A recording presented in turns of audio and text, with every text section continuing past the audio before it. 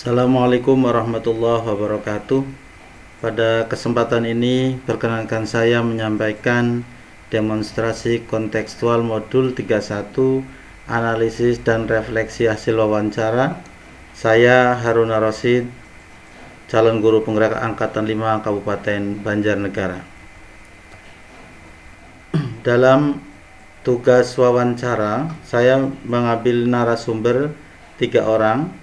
Yang pertama Bapak Slamet Sugianto, SDN 1 Ambelsari, Bapak Haryono, Kepala Sekolah SMP 1 Pejawaran, dan Bapak Muhammad Masduki Rahmat, Kepala SMP 1 Banjarnegara, Kepala Sekolah saya sendiri. Analisis hasil wawancara tentang bagaimana Kepala Sekolah mengidentifikasi kasus-kasus yang merupakan dilema etika atau bujukan moral. Semua kepala sekolah itu mengidentifikasi kasus hanya dengan melihat masalah yang dihadapi.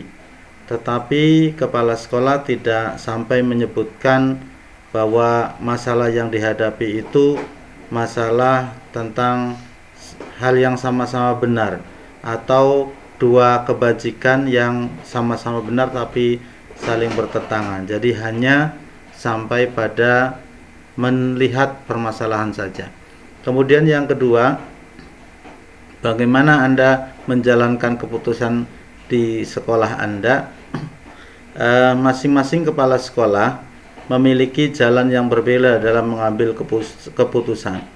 Salah satu kepala sekolah sudah menyebutkan kepedulian atau menggunakan prinsip berpikir berbasis kepedulian, sedang satu kepala sekolah lagi mempertimbangkan kemanfaatan putusan. Sedang satu kepala sekolah hanya menelaah, menganalisis, dan mengkonfirmasi saja. Langkah-langkah yang digunakan oleh kepala sekolah dari ketiga kepala sekolah itu tidak ada yang menggunakan 9 langkah pengambilan keputusan atau pengujian keputusan. Masing-masing menyebutkan langkah kinerja yang dibuat menjadi sebuah keputusan. Kemudian hal-hal apa saja yang selama ini dianggap efektif dalam pengambilan keputusan pada kasus dilema etika. Ketiga kepala sekolah memiliki hal yang sama dalam hal yang dianggap efektif dalam pengambilan keputusan, yaitu kolaborasi dengan pihak yang terkait. Sedang untuk hal-hal apa saja yang selama ini merupakan tantangan dalam pengambilan keputusan, ketiga kepala sekolah memiliki hal yang berbeda. Yang kepala sekolah pertama, bahwa tantangan itu dari pihak orang tua yang melakukan proteksi informasi untuk melindungi anaknya, atau mungkin juga karena terjadinya mispersepsi. Kemudian kepala sekolah yang kedua, itu tantangannya adalah kalau ada guru yang tidak mau diatur atau maunya sendiri. Sedang kepala sekolah yang ketiga, itu tantangannya adalah masalah anak yang bermasalah karena latar belakang orang tua. Apakah Anda memiliki sebuah jadwal tertentu dalam sebuah penyelesaian kasus dilema etika? Pertanyaan ini dijawab dengan dua kepala sekolah menyatakan bahwa penyelesaian dilakukan dengan penjadwalan, sedangkan satu kepala sekolah menyatakan dengan pendelegasian. Satu kepala sekolah menjadwalkan sesuai dengan masalah yang dihadapi. Hal ini dilakukan agar tidak ada penyelesaian masalah yang reaksioner atau langsung ditangani langsung. Sedangkan kepala sekolah yang kedua itu biasanya menjadwalkan penyelesaian masalah pada hari Jumat minggu pertama. Dan kepala sekolah yang ketiga itu melihat dulu kasusnya. Kalau kasus itu memang ditangani oleh pihak-pihak terkait yang ada di bawahnya, maka didelegasikan di pihak bawahnya. Kemudian faktor apa saja yang selama ini mempermudah, membantu mengambil keputusan? Dua kepala sekolah menyatakan penyelesaian kasus ini biasanya yang pertama dibantu oleh guru kelas, ya, yang membantu itu adalah guru kelas. Sedang kepala sekolah yang kedua yang mempermudah adalah WKS, KTU, dan koordinator standar. Kemudian untuk kepala sekolah yang ketiga, WKS dan koordinator 8 standar. Dari semua hal yang telah disampaikan, pembelajaran apa yang dapat dipetik dari pengalaman mengambil keputusan dilema etika? Ketiga kepala sekolah menyatakan pembelajaran yang didapat berbeda. Yang pertama menyatakan bahwa pembelajarannya adalah berkolaborasi dan belajar mendengarkan orang lain. Kemudian kepala sekolah yang kedua menyatakan bahwa pembelajaran yang bisa diambil adalah semua harus berbasis data yang lengkap. Keputusan harus berbasis data.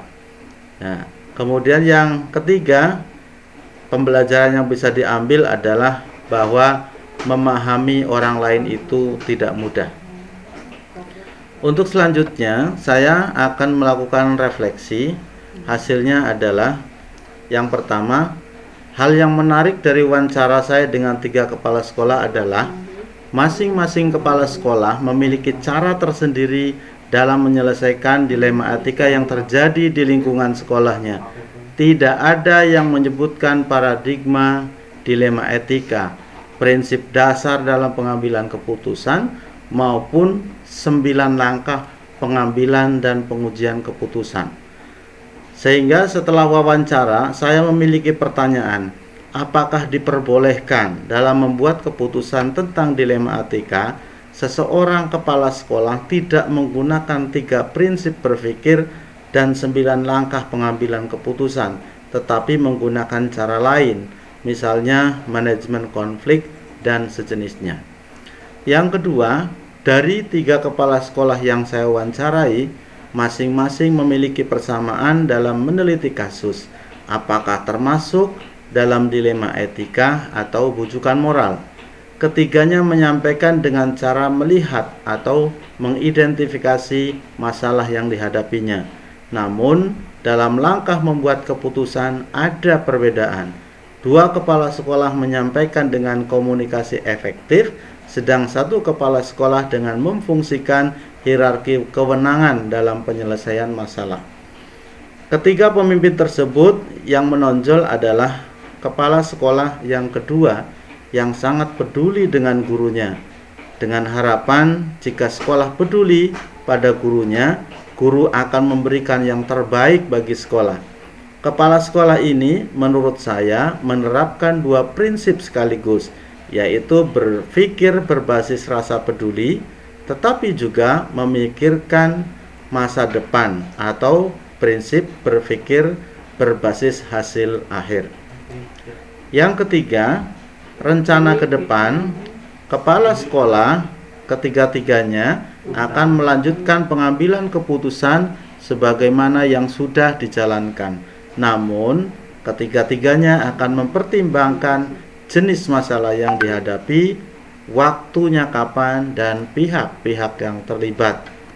Keempat, setelah saya mempelajari materi pengambilan keputusan berbasis nilai kebajikan, saya akan menerapkannya di lingkungan saya bekerja, pada murid-murid saya, pada kolega guru yang lain, dan saya akan melakukannya mulai dari sekarang.